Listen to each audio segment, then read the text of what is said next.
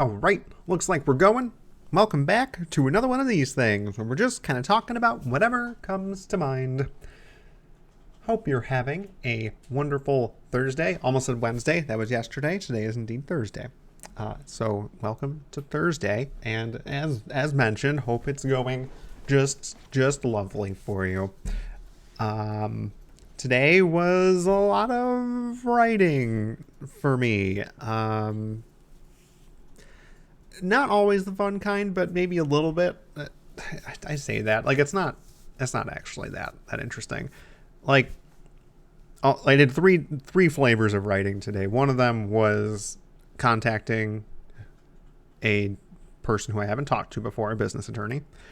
The other is pitching a project, which I want to go into a little bit more depth with here, which is pretty helpful when like trying to vet your own idea and have other people understand why your idea has importance, which like people generally do when they're talking about something like they care about, but it can turn very rambly very easily. People who come here to watch these videos know that's how I end up turning some of these into. It ends up just being kind of rambly. Like I clearly care about and know about some things, but without like a clear outline or objective with what I want to like sell, really, it's tough to do that. That's why other YouTube videos and people who like do long form essays and things, they are using a script. It very much feels like they're talking to you in a lot of cases, and sometimes they do. They'll throw in like little blooper reel type things into the mix to give a bit of a human perspective to the video, but it's all still like highly scripted, which almost none of this stuff is. So that's an interesting. It was an interesting thing to put together. I'd like to talk a little bit more about that. And the third thing was feature descriptions. Basically, I have like a list of things that I know I need to do aside from tasks like administrative type things, things like contact somebody, reply to people, write this thing down, go make this account, make this payment, those kinds of things. Like those aren't what I'm kind of talking about. This is more like I'm building something and I want to be able to, one, convey to myself or help myself remember what I need to do. But two, if I do ever bring on somebody else that is going to help me with this project, that they know what I was thinking and like we can get behind a shared vision of where we're going. So all different kinds of writing, but I should be done with writing for the near term. So I probably do have until other people get back to me to talk about project things again. I think I actually get to start building things, which I know I said Tuesday, I think, that I was looking forward to being able to do. So it's kind of cool that all that kind of wrapped up. I really just had to make tasks in Trello for me to take in and do. So super duper fun. Looking forward to it. I am actually looking forward to it. I haven't done like active development for quite a while. I know I can do it. I wouldn't be trying this if I couldn't. But it's just I haven't had to do it as like a full-time thing for a while. And granted, this still isn't a full-time thing when you're sort of running a business. It's just you're doing way more than the thing that you want to do. You're not just building the thing that you want to build, you're ensuring that thing can succeed. And there's a lot of factors that go into how a thing succeeds. But anyways, the thing I want to talk about today is that middle thing.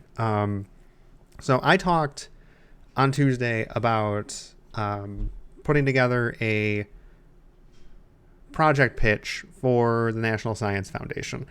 And that's the first step that they do for grant proposals. So when for the U.S. government, there's an agency called the National Science Foundation, which puts out grants for people to keep an eye out for. So if a lab is going to be if they're looking to get funding for something that they want to do, if what they want to do aligns with something that needs to be done, that like the US government wants to do from a scientific perspective, then an organization or some group can basically respond to that solicitation for help and funding, and you basically just interview with that agency, and if you're a good fit for doing it, then you get the money and you get to do it. For small businesses, the NSF also basically accepts proposals all year round. There's windows for doing it. But the first thing that they have you do is basically just if you have any idea that can further, I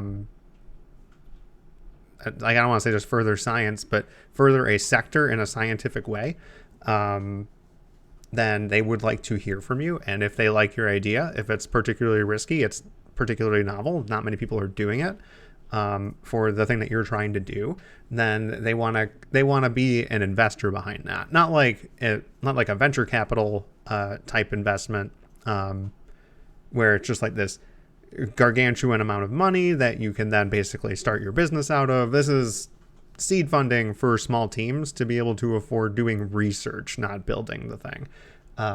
So still something that I could definitely use funds for. So I was putting together a project pitch, essentially. Their first step, which is describe your project, why you think it's helpful, and how you're going to approach it, and then who your team is. So that they get a feel for who you are, what you're trying to do, and the problem you're trying to solve, and they can see if you're the right kind of project that they would like to fund, essentially. I figured why not. And putting together that pitch is something that I kind of needed to do for myself anyways. When I started talking with prospective customers last week, I kind of got overwhelmed with people coming to me with questions like, do you have like a one-pager or something that lets us know kind of what it is that you're looking to do or what you're thinking about? And I'm like, I have a lot of documentation, but I don't have anything that like succinctly says what I want to do. And I immediately set out to fix that. I did put together a one-pager that just goes over like the high points of this platform that I want to build, and what it enables users to do, what it enables visitors of Arboreta and botanical gardens to do, provided those organizations are partnering with this platform. So being able to take a step back and be like, okay, so what is this thing I'm doing? Why is it technically innovative? Why does this matter? What's the market? What's the target market for it? And why am I particularly qualified to do this? We're all kind of questions that they ask you to fill out. Those are the 4 sections, by the way: the technical innovation, challenges and risks, market, basically just what your target audience is, and just a little bit about your team.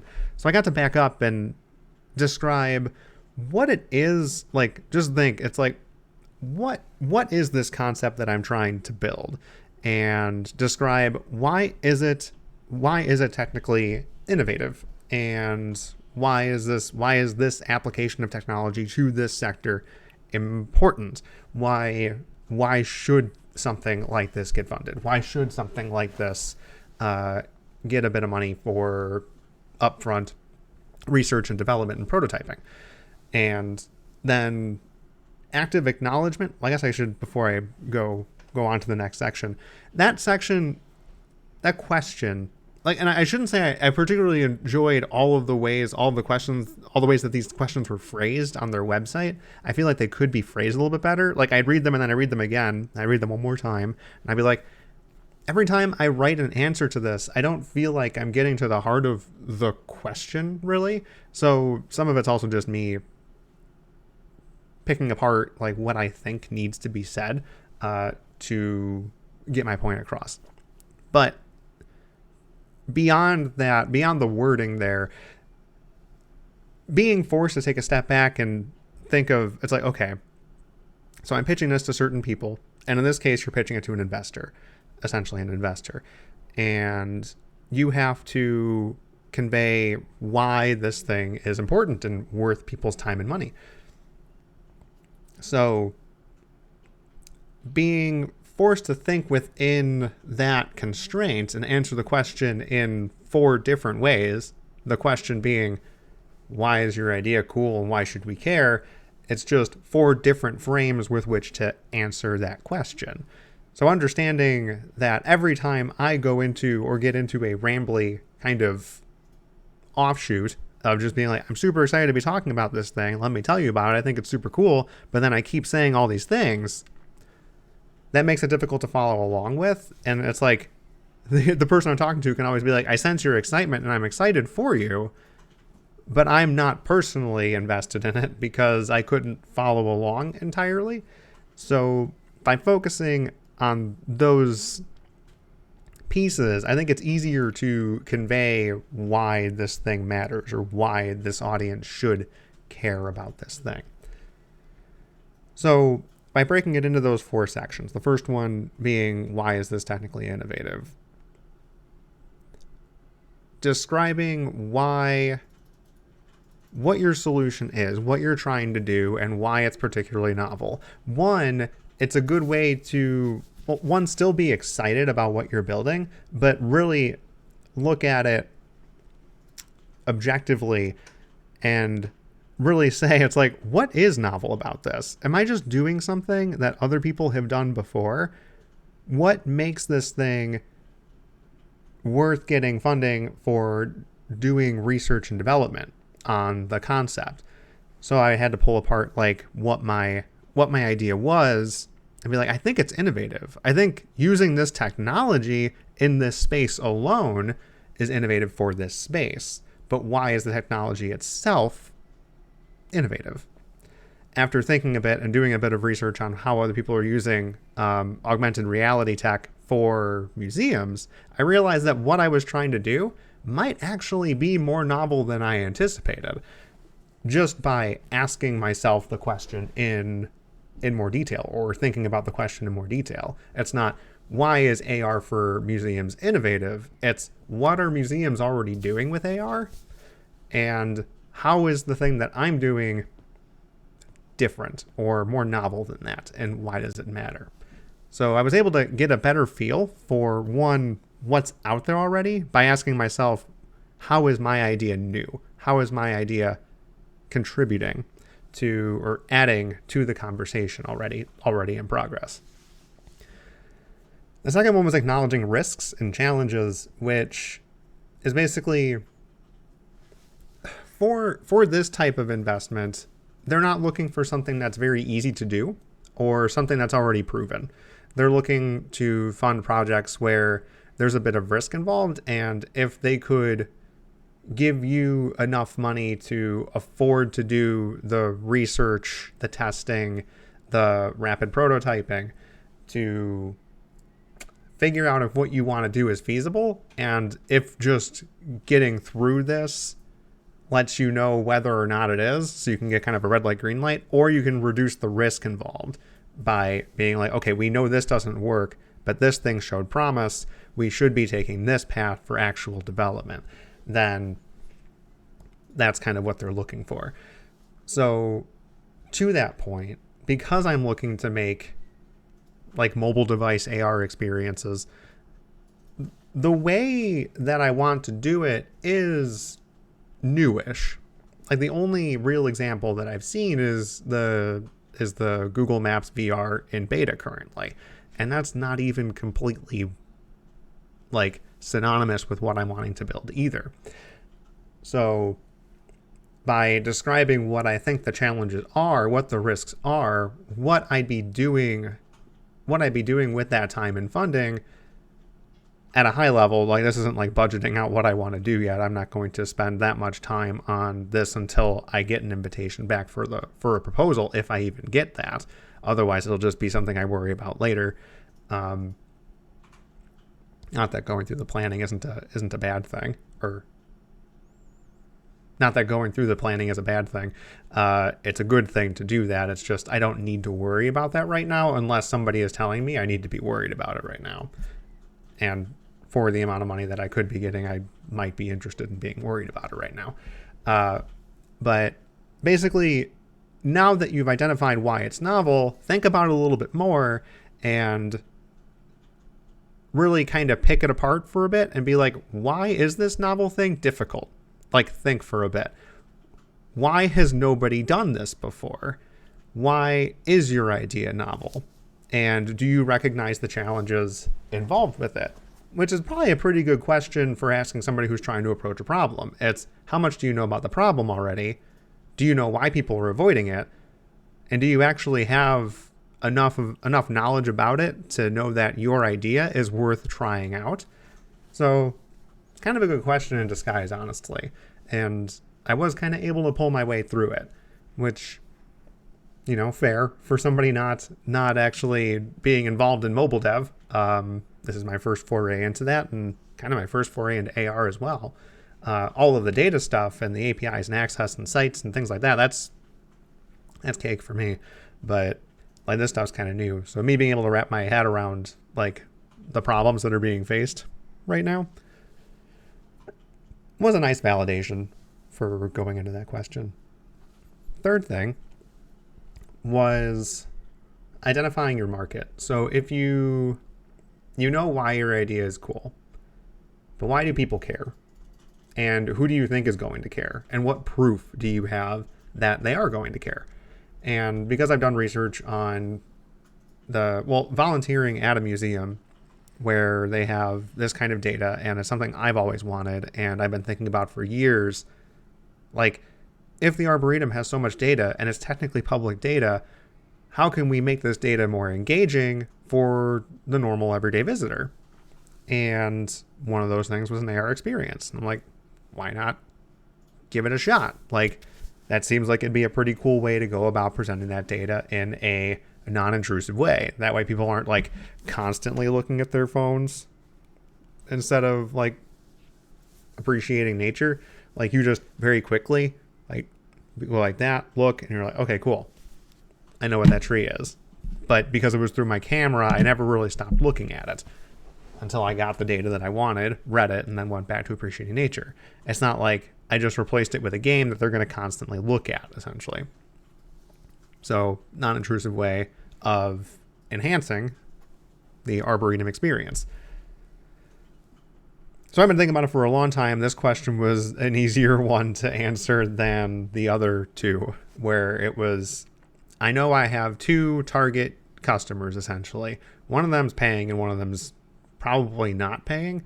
The ones who are paying are the museums and the educational facilities that have the data to be pulled into the system so that other people can, so that their visitors can use the app. The visitors being the other customer, because I need to be able to convince them that the app is good and it's meeting all of their wants. I guess needs is kind of a long way to do it because it's an enhancement. Like, being at the Arboretum or Botanical Garden is the reason you're there. This is just icing on the cake, or it should be. If it becomes an integral part of a museum experience, I will be blown away like by that sheer amount of success, but I don't anticipate it. I just want it to be an enhancement tool. So that demographic, that target audience, needs to be able to use the thing for my actual customers to be interested in working with me and paying me. So that was a fairly easy question to do, but understanding your target audience is probably one of the biggest things that I've learned over the course of working in any kind of like business scenario. It's, you can build whatever you want as long as you know who you need to talk to and you can convince them that the thing you're building is worth buying or worth paying for, or whatever your definition of success is. Maybe it's just using it, or building awareness. The fourth one was just describe you and your team. And in my case, it was just me. So that's okay. As much as I don't really like talking about myself and the things that I can and can't do, but I do know me fairly well, at least from a credential standpoint. So it's just like, I'm a fairly creative and technical individual. I have a really weird career trajectory, and I want to use all the stuff that I learned over the past decades now, to do something new and cool. And I think I've got everything I need to do it. It'd just be nice to have a bit of extra funding. So that's that. So I kind of talked about on Tuesday wanting to talk about applying for grants. So maybe we'll go back to that. Like if I do end up getting invited to do a proposal and I decide to do that. But I did want to spend a little time going over like what that pitch was, and understanding your project at those levels is probably pretty helpful. Like even without doing a pitch for NSF, even if you were pitching your project to other investors too, it's likely not like pigeonholed to this one agency. That investors likely get asked or get pitched ideas all the time, and they're not going to be asking for proposals or what your budget is or all that stuff right out of the gate. They just want to know that you know your idea and you're able to express it in a way that shows that there is interest, that it will have value, and you're the kind of person who can take this to market. Because one of the realities I had to face is that only about 40% of small businesses are successful. So most of the people that do end up getting this kind of funding, they fail. Like they're just going to end up not being market viable. So even knowing that, it's a big risk for the people who do know what they're talking about. So if you're at a point where you're not sure what your project pitch is or what your idea really is, and you can't answer those questions about why your idea is new and why people are going to care about it, what the challenges are, so you know what you're going to face as you're building it, who your target audience is, and whether or not you're the kind of person that can do this, whether that you're on your own or you need to find other people to do it with. Because like not having all the skills to do it, that's a reality. I don't have all the skills I'm going to need to be able to make this succeed. That's a reality. I have to learn them. I have to, as I'm doing this, get the skills that I need to be able to succeed in order to succeed. You're laying the tracks while the train is driving, going over them, so to speak. So you never know everything that you're going to need to know before going into any situation. When you do, it's like the safest situation ever, and you know you'll come out successful. But that's just not. Or I guess you can get into it and you know that you don't have the skills necessary. You're going to do it anyways because you're obligated to for some reason and you fail. But that's not what this is. You see some sort of light at the end of the tunnel. And as a lot of people have said, like success is like a very strong combination of skill and luck. So it's just knowing you can get to a certain point and hoping that the right people see it at the right time. That's a big part of it too. But going through this process, being able to understand my project better by asking more finely honed questions, like I think will end up making me better at describing what I'm building and the importance and like value of it to other people down the line. So if you're thinking about doing something like this too, think about doing a pitch like that. And think about those more finely tuned questions. Not just, what is your idea and why is it so cool? Because you're going to do that all the time. You're just going to be super excited and talking about it all the time. I know I am. I talk about like what I want to do to a lot of people that I talk to. And they're like, yeah, it's really cool. And I hope you make it. And I'm like, I hope so too. But like when you're talking with people who you're looking to support you financially, it's like probably not going to be your friends and family. Like you need to, they're in the business of taking risks. So you need to be very aware of what your project is actually doing, why it's new, why it's valuable, who it's valuable to, and why you can do it. If you can answer all of those things, then you'll have a pretty good idea for if you can answer those things, you basically cleared a hurdle that you know enough about what you're wanting to build that you can very likely build it, or at least recognize that you don't have everything you need and you know who you need to go find to be able to build it. So it's a pretty helpful exercise. And hopefully one for anybody who finds it helpful too. like I said, I might talk a little bit more about stuff like this as time goes on. But it's just one of those things where I'm going through this, and I don't see enough people sharing information about like going through this kind of process. I feel like there's communities out there, but I'm just not a part of them. And if people do end up finding this stuff by happenstance, doesn't happen chance. Synonymous, but not a real word. Then maybe that helps somebody. And I think that'll be about it today. So, hope you're having a wonderful Thursday. And we'll catch you in the next one. See ya.